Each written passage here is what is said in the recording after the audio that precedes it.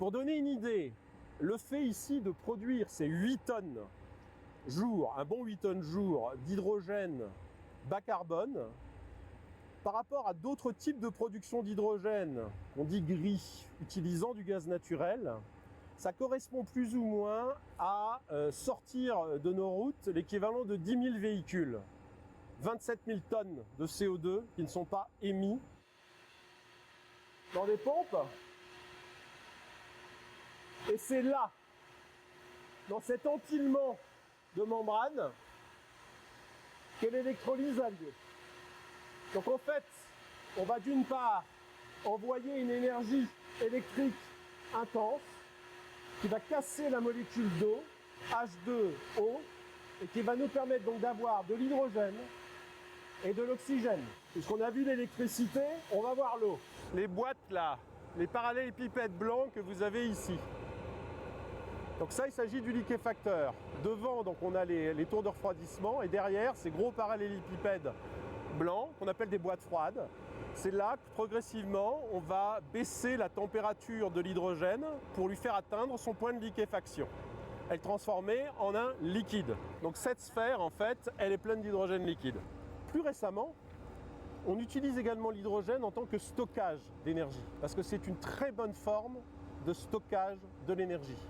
Au même titre qu'on peut stocker l'énergie dans une batterie ou à travers un plein d'essence ou de diesel. Pour le transport lourd, les camions, pour des trains qui tournent dès à présent à l'hydrogène, on a des trains régionaux en Allemagne qui tournent, en France également, on a là une solution, ça n'est pas la seule, mais on a une solution parmi d'autres qui va permettre de, effectivement, décarboner. Décarboner des industries qui sont parfois difficiles à décarboner, celles où on ne peut pas directement dire bah tiens, je vais remplacer par de l'électricité et une autre type d'énergie. C'est sur l'ensemble de ces éléments qu'il faut jouer pour arriver à un niveau de compétitivité qui nous permettent, ce qui n'est pas le cas aujourd'hui très clairement, d'être d'égal à égal avec des solutions de mobilité essence ou diesel.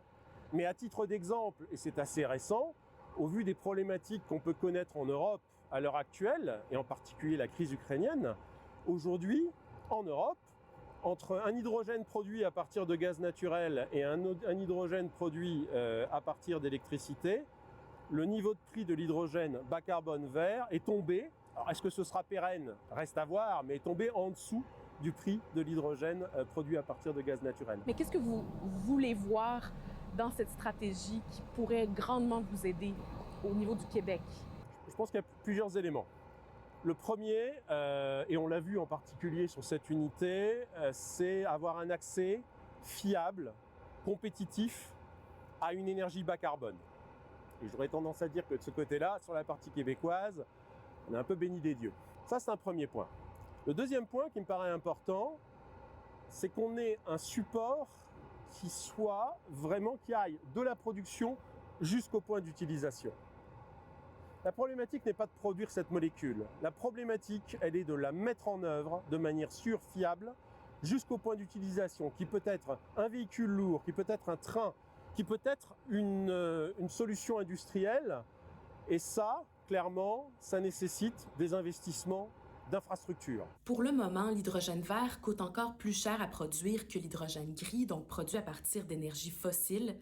Mais des entreprises comme Air Liquide comptent sur la stratégie du gouvernement du Québec pour avoir un cadre qui pourrait rendre cette filière rentable à plus court terme.